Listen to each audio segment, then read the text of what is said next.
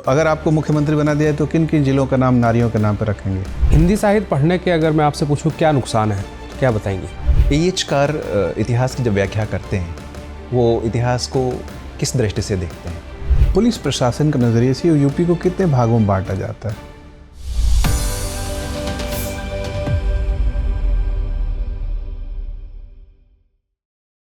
May I come in, sir? आइए। Thank you. Good morning, sir. Good morning. बैठिए एकता, Thank you, sir. अपना परिचय दीजिए। सर मेरा नाम एकता है, मैं कानपुर की निवासी हूँ। मैंने अपना 10th सरस्वती विद्या मंदिर कानपुर नगर से किया था और 12th भी मैंने साइंस से सुभाष गर्ल्स इंटर कॉलेज से किया है और मैंने ग्रेजुएशन में हिस्ट्री और सोशोलॉजी से CSJMU से पढ़ाई की और PG मैंने इग्नू से हिंदी साहित्य में किया। तो आपने जब इतिहास और समाजशास्त्र पढ़ा तो दोनों में से कोई भी दिलचस्प नहीं बन पाया जो MA में आपको ले सके? यस सर, मैंने ग्रेजुएशन के बाद ही सिविल के लिए तैयारी शुरू कर दी थी। तो क्योंकि मैंने कई सब्जेक्ट्स उसमें खोजने की कोशिश की कि ऑप्शन के तौर पर मैं क्या रख सकती हूँ, तो हिंदी में क्योंकि मेरी रुचि भी रही है और साहित्य से मेरा जुड़ाव रहा ही है 12th तक जो भी मैंने चीज़ें देखी हैं, तो इसलिए मैंने हिंदी साहित्य को भी तवज्जो दी। अच्छा, समाजशास्त्रीय रूप से आप उत्तर प्रदेश को एक कैसा प्रांत मानती हैं? सर सामाजिक वहाँ पे समस्याओं के तौर पर अगर देखेंगे तो थोड़ी जातिगत जो सोच रही है और पितृसत्तात्मक मानसिकता, लिंगगत असमानताएं भी देखते हैं और जो ग्रामीण और नगरीय विभाजन है वहाँ पे वो भी साफ तौर पर नज़र आता है। जहाँ तक हमें पता है कि 22.2% वहाँ पे नगरीय जनसंख्या है जबकि ग्रामीण जनसंख्या 77.7% है। तो ये विभाजन देखने को मिलते हैं। 10 लाख से अधिक आबादी वाले शहर कितने हैं? हाँ सॉरी सर, मैं ये ध्यान नहीं कर पा रही। स्मार्ट सिटी मिशन परियोजना में कितने शहरों को शामिल किया गया है उत्तर प्रदेश में? सर यूपी से 10 शहर हैं। नाम बता सकते हैं 10 का? सर ट्राई कर सकती हूँ। कानपुर नगर, इलाहाबाद, प्रयागराज, बनारस, गोरखपुर, लखनऊ और सर मैं अभी इतना ही ध्यान कर पा रही। 5 याद आया? Yes sir. 5 बच गए। उत्तर प्रदेश की राज्य सरकार ने भी एक अपने राज्य पोषित स्मार्ट सिटी परियोजना भी चला रखी है। ये तो केंद्र पोषित में 10 हैं, आपने सही कहा, लेकिन राज्य सरकार द्वारा पोषित 7 और शहर हैं। सर शायद मैंने इसके बारे में अभी सुना नहीं है। अच्छा, अभी नहीं सुना है, ठीक है। ये बताएं कि उत्तर प्रदेश में कुल मिला के मंडल कितने हैं? सर 17 मंडल हैं और 17 नगर निगम हैं और 18 मंडल हैं। 18 मंडल हैं। Yes sir. अच्छा, आपका जिला किस मंडल में आता है? सर मेरा कानपुर मंडल में आता है। कानपुर मंडल में कितने जिले हैं? सर मैं जहाँ तक गेस कर पा रही हूँ तो वो 7 जिले हैं जहाँ तक मुझे याद है। नाम बताइए।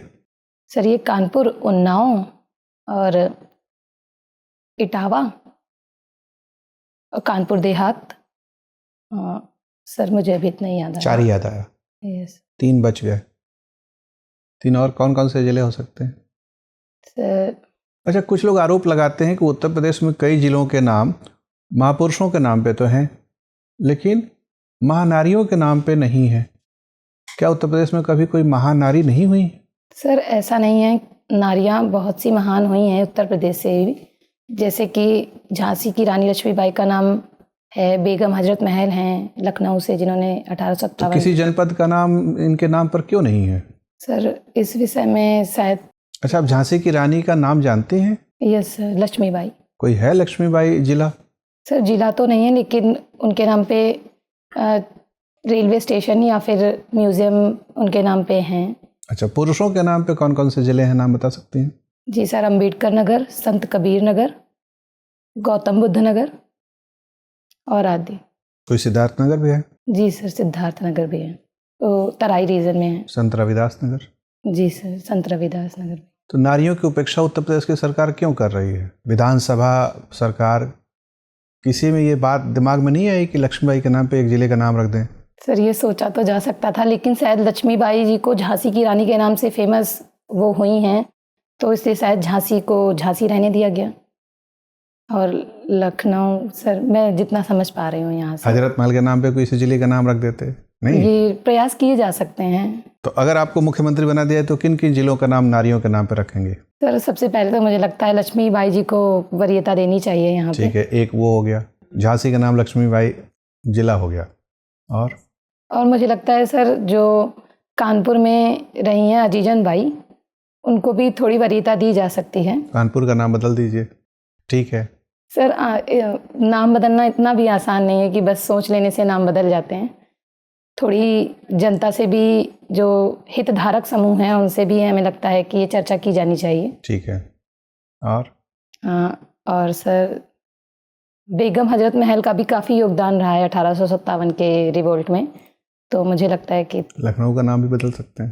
सर शायद ये प्रोसेस इतना आसान नहीं है। मैं इच्छा की मैं बात कर रहा हूँ। जी सर, इच्छा तो की जा सकती है और ये अच्छी बात भी है कि सम्मान किया जाए। किसी जिले का नाम सीतापुर रखना चाहेंगे? सीतापुर तो सर पहले से ही मौजूद है तो आपके ध्यान में नहीं आया? हाँ यस सर। अच्छा, सॉरी सर। लखीमपुर क्या लक्ष्मीपुर है? नहीं सर, लखीमपुर खीरी, ये तो क्या लक्ष्मीपुर का अपभ्रंश हो सकता है? लखीम अगर सोचा जाए तो हो सकता है सर। हो भी सकता है। ठीक है, तो उसी को सुधार के लक्ष्मीपुर कर सकते हैं। लेकिन सर मैंने जैसे पहले कहा कि ये सब प्रोसेस बहुत बड़े हैं, क्योंकि सारे अभी तो नारी शक्ति की इच्छा रखनी है। इच्छा रखने में अगर आप डर रही हैं तो उसको अच्छा, तो हिंदी साहित्य की आप छात्रा हैं, इच्छा और आकांक्षा में क्या फ़र्क होता है? सर इच्छा मुझे लगता है कि एक व्यक्ति की किसी भी चीज़ को चाह को कह सकते हैं, और आकांक्षा वो होती है जब हम उस चीज़ को पाने के लिए बिल्कुल तत्पर होते हैं और उसके लिए जी जान से प्रयास कर रहे होते हैं। तो आकांक्षी जिले हैं उत्तर प्रदेश में? Yes sir. कितने? सर मैं एग्जैक्टली डेटा तो नहीं याद कर पा रही हूँ, लेकिन आकांक्षी जिला कार्यक्रम के तहत अभी 2nd नंबर पे कौसाम्बी जिले को यूपी के चुना गया है। चलिए ठीक है। एकता सर। एकता, यस सर। हिंदी साहित्य पढ़ने के अगर मैं आपसे पूछूं क्या नुकसान है तो क्या बताएंगे? सर मुझे लगता है नुकसान को सोच पाना थोड़ा यहाँ पे टफ है। हाँ, शायद एक सीधा सा नुकसान यही है कि अगर आप हिंदी साहित्य पढ़ते हैं तो आपको थोड़ा अन्य सब्जेक्ट्स को पीछे रखना पड़ता है। अल्टीमेटली टाइम तो उसमें देना ही पड़ेगा। और नुकसान में एक ये भी हो सकता है कि आप अत्यधिक संवेदनशील भी हो जाएं। इसको जो मेंटेन करना पड़ेगा आपको अपने इमोशनल बैलेंस को। साहित्य की कोई ऐसी रचना है जिसको पढ़ के आपको लगा हो कि इस वक्त आप उत्तर प्रदेश में हैं? जी सर, इसमें गोदान का जो जिक्र है उसमें भले ही नाम ना लिया गया हो, लेकिन कहीं कहीं पे अवध क्षेत्र की खुशबू या फिर बोल सकते हैं कि जिक्र दिखने लगता है। तो एक प्रशासक को या प्रशासिका को गोदान पढ़ना चाहिए? सर मुझे लगता है वो ज़रूर पढ़ना चाहिए। सबसे पहली बात तो उसमें ज़रूर पढ़ना चाहिए सर, क्योंकि मैं शायद हिंदी से ज़्यादा करीब महसूस करती हूँ, इसलिए मैं ऐसे शब्दों का यूज़ कर पा रही हूँ। अच्छा। और क्योंकि इसमें लगभग सभी वर्ग शामिल हैं, उसमें चाहे वो किसान वर्ग की समस्याएं हों या महिला वर्ग की समस्याएं हों, अंतरपीढ़ी संघर्ष भी दिखता है गोबर के साथ, और नगरीय जीवन के साथ साथ ग्रामीण जीवन का चित्रण भी बहुत अच्छे से किया गया है। तो वो कौन सी ऐसी समस्या है गोदान में जो आज की डेट में उत्तर प्रदेश में अब नहीं दिखती है? सर महिलाओं की, जहाँ तक जो पहले ज़माने में 1936 के टाइम पे एक जटिलता के साथ मौजूद थी, अब उनमें जो मानसिकता है, पितृसत्तात्मक मानसिकता मौजूद आज भी है, लेकिन उनकी जो तीव्रता है वो कम जरूर हुई है। तीव्रता कम हुई है। तो और कम करने का अगर मौका मिले तो आप क्या करेंगी महिलाओं के लिए?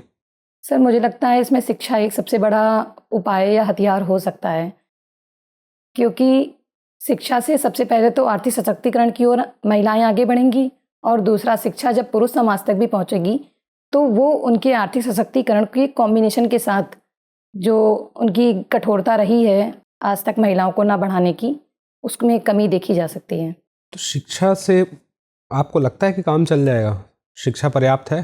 सर शिक्षा मेरे हिसाब से एक बड़ा हथियार हो सकता है। अल्टीमेटली इंसान को ही, जो भी पर्सन है उनको ही अपने जो इन्वायरमेंट है उनसे सीखना पड़ेगा। अच्छा, आपको क्या लगता है कि एक पढ़ा लिखा आदमी, एक समझदार आदमी हो सकता है और एक समझदार आदमी पढ़ा लिखा होगा, ये ज़रूरी ही है? ये दोनों बात, जहाँ तक शिक्षा की बात आती है तो ये इसके साथ कॉम्प्लीमेंट्री कर सकते हैं, लेकिन ऐसा कहीं भी नहीं है कि अनपढ़ इंसान समझदार नहीं हो सकता, या क्योंकि अनुभव बहुत कुछ सिखाते हैं। भारतीय स्वतंत्रता संग्राम के इतिहास में आप कोई ऐसी महिला को जानती हैं कि जो पढ़ी लिखी नहीं थी लेकिन वो बहुत जागरूक थी अधिकारों को लेकर के, और इस आज़ादी की लड़ाई में उन्होंने बहुत बड़ी भूमिका निभाई है, चाहे वो भारत में कहीं से भी हो?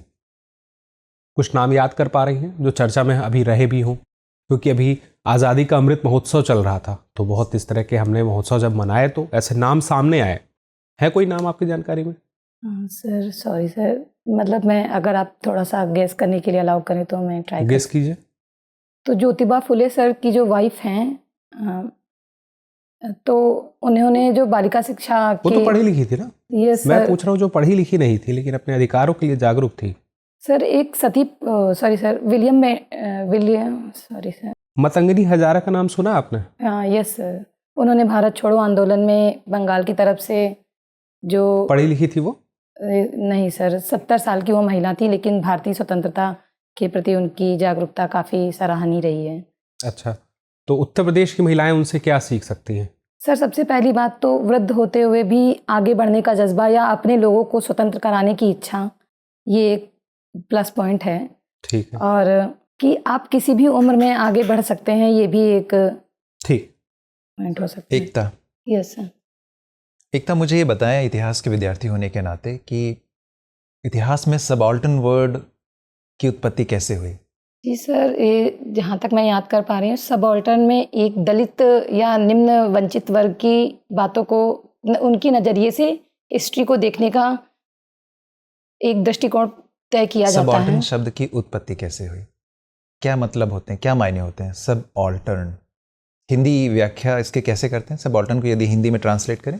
सर मैं ध्यान नहीं कर पा रही हूँ, मैंने सबाल्टर्न शब्द सुना है और इसमें ये भी मैं समझती हूँ कि इसमें निम्न या वंचित वर्गों की दृष्टिकोण से चीज़ों को देखा जाता है। तो यदि इसी परिभाषा से जाएं जैसा आप कह रही हैं, तो इतिहास लेखन में निम्न या वंचित वर्गों के इतिहास लेखन में उनको क्या उचित स्थान प्रदान किया गया है? सर जहाँ तक बात है, एक होल व्यू में अभी तक जो चीज़ें इतिहास में लिखी गई हैं, लेकिन पर्टिकुलर उस दृष्टिकोण से सोचा नहीं गया है। क्या वंचित वर्गों का इतिहास मेन स्ट्रीम इतिहास का हिस्सा है? सर कुछ हद तक है और कुछ हद तक नहीं। जैसे अम्बेडकर सर जैसे रहे हैं, डॉक्टर अम्बेडकर, तो उन्होंने यहाँ से बातें उठाना शुरू की और वो खुद भी एक मुख्य धारा से जुड़े, लेकिन उसके बाद भी हम जानते हैं कि उनके साथ भी भेदभाव काफ़ी हुए थे। ऐसे कई नाम सामने आए ही नहीं क्योंकि वो शायद इतना पढ़े नहीं थे, मुझे ऐसा लगता है। अच्छा, कार इतिहास की जब व्याख्या करते हैं वो इतिहास को किस दृष्टि से देखते हैं? सॉरी सर, मैंने इतिहासकारों की इसमें जो आपने भी इतिहास टेक्स्ट बुक से पढ़ा है, रेफरेंस बुक से पढ़ा है, कैसे पढ़ा है? सर मेरी जो कोर्स की बुक्स थी उनसे पढ़ा उसमें है। इतिहास संदर्भ ग्रंथ सूची में नहीं था कार की किताब, यानी बिब्लियोग्राफी में नहीं थी। ये सर मैंने इतिहासकारों के दृष्टिकोण से इतिहास की नहीं कौन कौन सी किताबें पढ़ी आपने? सर ये जो आधुनिक भारत का इतिहास विपिन है, चंद्रा? हाँ विपिन चंद्रा की, और ये स्पेक्ट्रम की बुक है, वो तो यूपीएससी के लिए, यूपीपीसीएस के ठीक लिए। है, कोई बात नहीं। मुझे बताएं, आप साहित्य के विद्यार्थी हैं, 2023 का साहित्य अकेडमी अवार्ड हिंदी के लिए किसे प्रदान किया गया? सर मैंने पढ़ा था, मैं अभी इस वक्त ध्यान ही नहीं कर कोई बात नहीं, साहित्य में रुचि है आपकी, ऐसा आपने बताया मुझे। जस्ट स्किप ही कोई बात नहीं, मुझे बताएं कि इसेंशियल रिलीजियस प्रैक्टिसेस, यानी जो धर्म की मूलभूत जो उसकी मान्यताएं हैं वो, और कॉन्स्टिट्यूशनल मोरालिटी यानी संवैधानिक नैतिकता, ये एक दूसरे से किस हद तक परस्पर समन्वयकारी हैं या एक दूसरे से अलग हैं? यस सर, जो जहाँ तक समन्वय की प्रश्न बात आप है, समझ पाएं? यस सर, तो संविधान आर्टिकल 25 से 28 तक धार्मिक स्वतंत्रता की बात कहता है, और रिसेंटली कर्नाटका हाई कोर्ट का ये जजमेंट भी आया था कि इसेंशियल रिलीजियस प्रैक्टिसेस को हमें आगे बढ़ाना चाहिए, जबकि आप मुझे डिफाइन कर दीजिए बस, ये दोनों चीज़ें क्या हैं? सर कॉन्स्टिट्यूशनल मोरालिटी में जैसे धर्मनिरपेक्षता, जिस संदर्भ में आप इसेंशियल जो रिलीजियस प्रैक्टिसेस की बात कर रहे हैं, तो धर्मनिरपेक्षता कॉन्स्टिट्यूशनल मोरालिटी में सबसे ऊपर मानी गई है प्रस्तावना में। आप सही कह पा रहे हैं, समझ पा रहे हैं?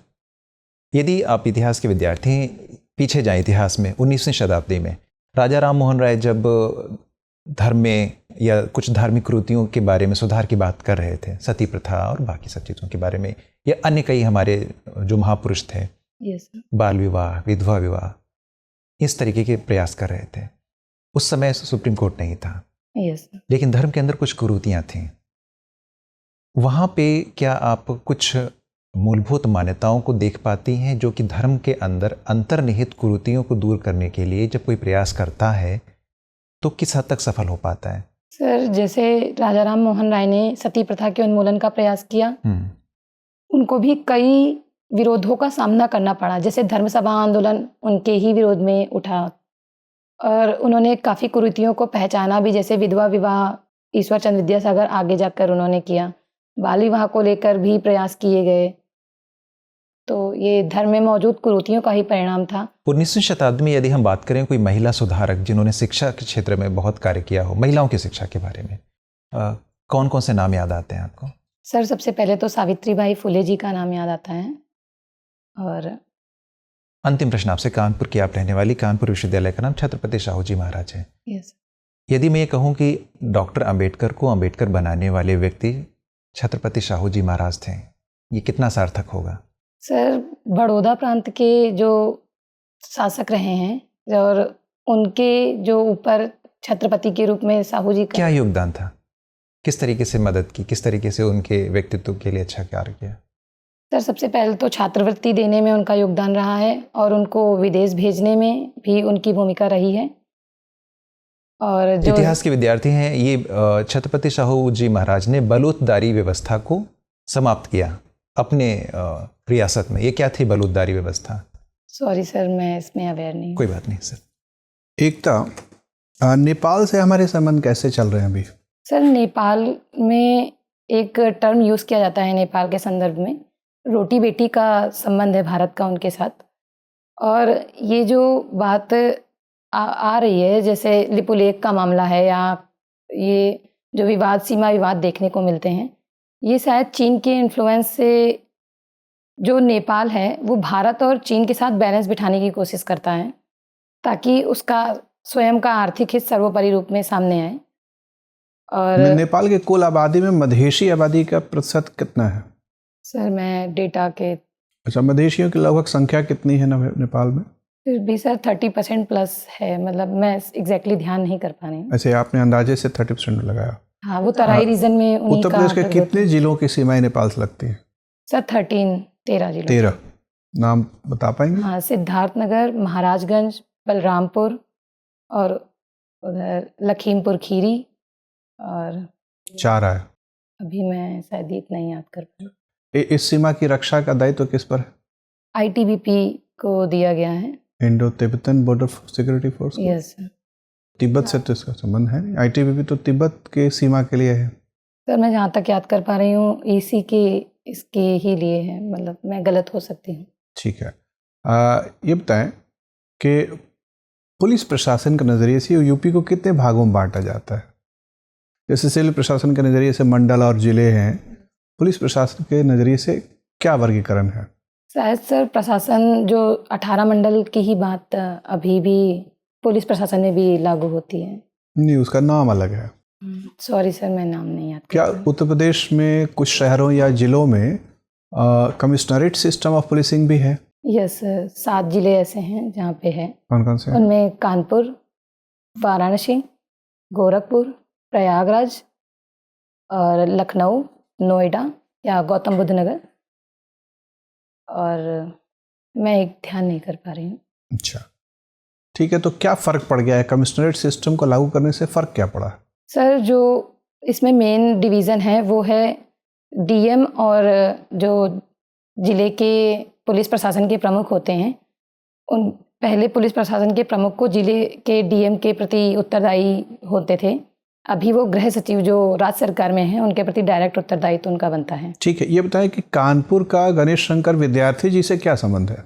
सर वहाँ पे उन्होंने गणेश शंकर विद्यार्थी जी ने उसकी प्रेस की स्थापना की थी और उन्हीं के नाम पे एक जो चकेरी एयरपोर्ट है वहाँ पे उनके नाम पे किया गया है गणेश शंकर प्रेस की विद्यार्थी। स्थापना की थी? क्या कोई पत्रिका या किताब निकालते थे? यस सर, मैं पत्रिका का नाम इस वक्त ध्यान नहीं कर पा रही हूँ। अच्छा। Sorry, sir. उत्तर प्रदेश में क्या विशेष आर्थिक क्षेत्र हैं, special economic zones? Yes sir, 14 SEZs हैं और शायद 20+ अभी प्रस्तावित हैं। अच्छा, तो ये 14 में से मुख्य मुख्य किधर किधर हैं? सर ये गौतम बुद्ध नगर, कानपुर और मेरठ, आगरा के पास आदि।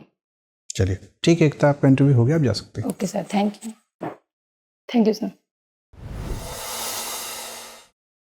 बैठिए।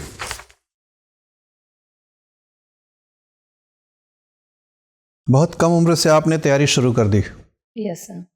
कितने साल की उम्र में तैयारी शुरू की? सर मैंने यूजी के बाद से। यूजी के बाद कि यूजी के दौरान ही शुरू कर दी थी? सर सोच लिया था लेकिन बाद में। तो आपका अंडर ग्रेजुएशन यूजी 19 में ख़त्म हुआ, तो 19 से आप तैयारी में हैं। यस।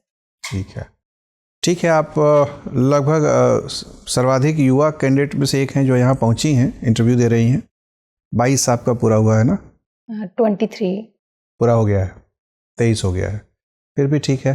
अमंग यंग कैंडिडेट्स कैसा परफॉर्मेंस लग रहा है? सर कहीं थोड़ा नॉलेज की कमी बस नज़र आई है। जैसे आपने जो झीले पूछे मैं शायद फ्लॉलेसली नहीं बोल पाई, कुछ ही बोल पाई। और सर का एक प्रश्न मैं समझ ही नहीं पाई, जैसे सबाल्टर्न की उत्पत्ति कहाँ से हुई। एक्चुअली में सर मैंने हिस्ट्री में जो भी चीज़ें पढ़ी हैं वो एक घटनाक्रम के तौर पे पढ़ी हैं। इतिहासकारों की दृष्टि से मेरे सिलेबस में रहा भी नहीं है, तो शायद इसलिए मैं वो समझ नहीं पा रही थी उन चीज़ों को। ठीक है। जिले भी आपने बॉर्डरिंग डिस्ट्रिक्ट 13 बता दिए थे, नेपाल से बॉर्डर 7 ही जिले हैं, 13 नहीं है। ठीक है, ऐसे फैक्चुअल मिस्टेक 2-3 हुए हैं आपसे, तो उसमें ध्यान रखना है ये कि यस सर, थोड़ा सा जिम्मेवारी का एहसास हो बोलते समय, तो आप शायद लगा देंगे सर मुझे, जैसे आप 13 बता रही हैं, इसका मतलब है कि आपको एक गलत फैक्ट दिमाग में बैठा हुआ है। Yes sir. और तय कि अगर 7 ही है और गलत दिमाग में बैठा हुआ 13 बैठा है, तो वो कहीं ना कहीं से एक इम्प्रेशन है किसी अध्ययन। तो ये कह दिए कि सर मुझे यकीन से यही याद नहीं है, शायद 13 है, लेकिन मुझे, तो ऐसे बोलेंगे तो थोड़ा सा उसमें सेफ्टी हो जाएगी। वैसे ही आपने ITBP बता दिया उनकी सुरक्षा के लिए, सीमा सुरक्षा बल उसके लिए जवाबदेह है, SSB है, कोई नहीं। तो एक तो जानकारी ले लें, क्योंकि भारत और नेपाल के संबंध अभी हाल फिलहाल में अपने विदेश मंत्री जी कल ही लौटे हैं। 5 और 6 तारीख को उनकी नेपाल यात्रा थी, तो कल लौटे हैं, तो थोड़ी चर्चा में है, तो हम उसको तरोताज़ा बनाने की कोशिश कर रहे हैं। दूसरी चीज़ ये है कि पिछले 1 साल में भारत नेपाल संबंधों में गर्मजोशी बढ़ी है, मतलब सुधार हुआ है। Yes sir. जो थोड़े से शुभ परिवर्तन हो रहे हैं, तो उसके लिए अवगत होना है। कई बार आपके पास दिमाग में पुरानी छवि रहती है कि हमारे संबंध थोड़े से ठंडे हो गए हैं, चीन का दबदबा बढ़ गया है, वो ठीक बात है, लेकिन वो बात थोड़ी सी पुरानी हो गई है अब, तो थोड़ी ताज़ा स्थिति पे ध्यान रखना है।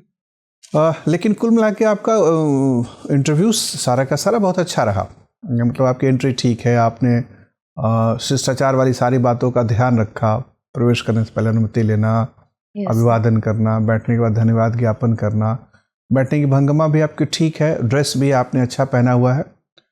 भंगिमा में थोड़ा सा सुधार ये कर सकते हैं कि थोड़ा सा और पीछे सरक के बैठ सकती हैं। Yes sir. और थोड़ा सा और आत्मविश्वास, वैसे ठीक है, आपका कॉन्फिडेंस लेवल अच्छा है, लेकिन ऐसे आप थोड़ा और सहज महसूस करेंगी जब पीठ आप टिका के बैठती हैं तो ठीक है। और थोड़ी सी वाक्पटुता वगैरह की जांच की जाती है, कुछ अप्रत्याशित प्रश्न पूछे जाते हैं। अब जैसे महिला वाले जिले के नामकरण वगैरह के प्रश्न जो थे, वो इसी नज़रिए से पूछा गया कि आप कितनी बेटी हैं, तत्काल परिस्थिति के हिसाब से कितना सोच पाती हैं नई चीज़ें, तो वो ठीक है, उस नज़रिए से आप शायद देखें, जिलों को क्यों देखें, और भी चीज़ों को देखें कि भाई यूपी में कितने एयरपोर्ट्स हैं और एयरपोर्ट्स किसके नाम पर है। Yes sir. नहीं, या और भी यूपी की बहुत सारी महिलाओं ने अलग अलग क्षेत्रों में बड़ी अच्छी अच्छी उपलब्धियां दर्ज की हैं, तो ऐसी एक सूची आपके पास होनी चाहिए। खेल में, प्रशासन में, राजनीति में, साहित्य में तो बहुत सारे नाम हैं, आपने पढ़े भी होंगे। Yes sir. और प्रताप पत्रिका का नाम था जो गणेश शंकर विद्यार्थी जी निकालते थे। Yes sir.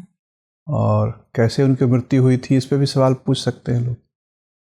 एक सांप्रदायिक दंगे को शांत कराने के लिए वो भिड़ गए थे। लोग आपस में मारकाट मचाए हुए थे, वो शांति दूत बन के अंदर प्रवेश कर गए थे, किसी ने छुरा मार दिया था। तो चूंकि कानपुर की पहचान में गणेश शंकर विद्यार्थी का एक बड़ा नाम है, यस सर। तो उनके बारे में थोड़ा सा जानकारी ले लीजिए। लेकिन अच्छी बात यह है कि आप लगभग विश्वासपूर्वक सभी सवालों का जवाब दे रही हैं और विश्लेषण क्षमता आपने अच्छा प्रदर्शन किया है। विश्लेषण वाले जितने भी प्रश्न थे, चाहे वो साहित्य से संबंधित हो या अन्यथा, वो किया।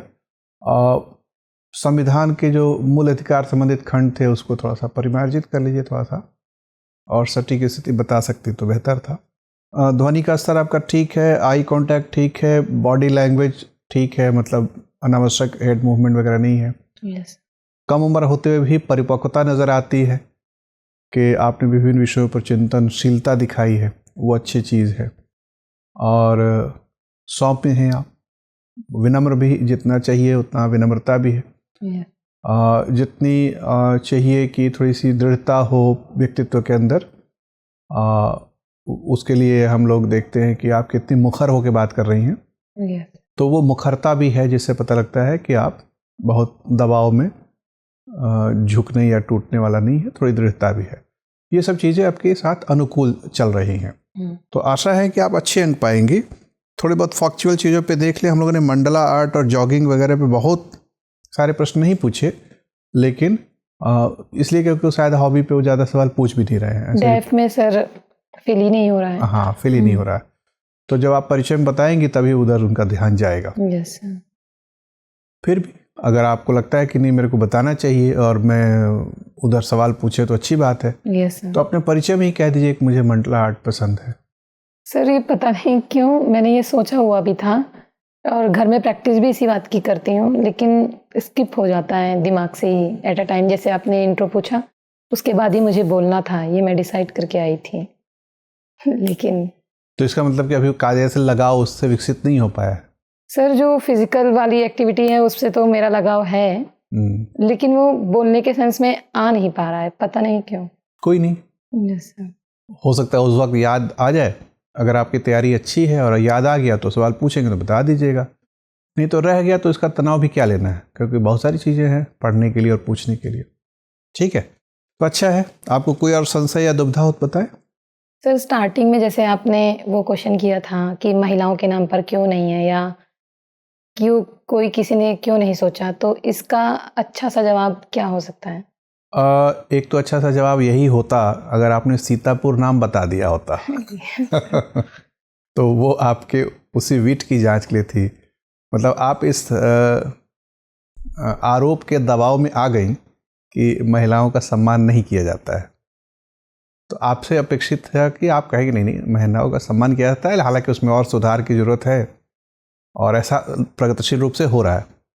सर मेरा वहीं पर आप कह सकते हैं कि देखिए महिला आरक्षण हुआ है, अब इसका क्रियान्वयन होने वाला है, स्थानीय निकायों में महिलाओं के लिए सीटें आरक्षित की गई हैं, भागीदारी बढ़ाई जा रही है, प्रशासनिक नौकरियों में महिलाओं के लिए सीटें आरक्षित की गई।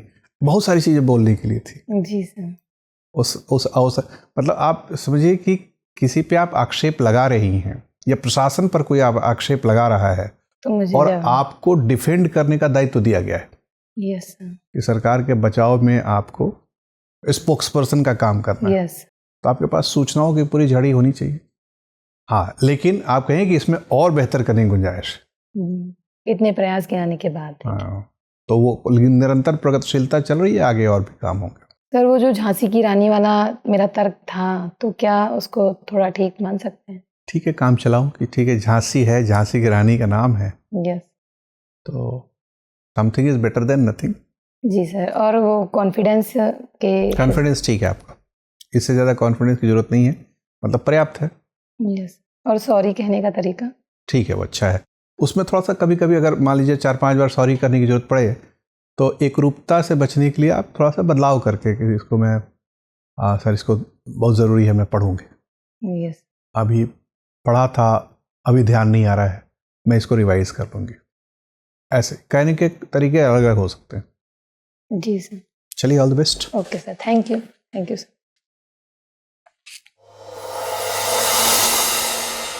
डियर व्यूअर्स, अपने एग्जाम की तैयारी को और बेहतर करने के लिए हमारे चैनल को लाइक, शेयर और सब्सक्राइब करना न भूलें।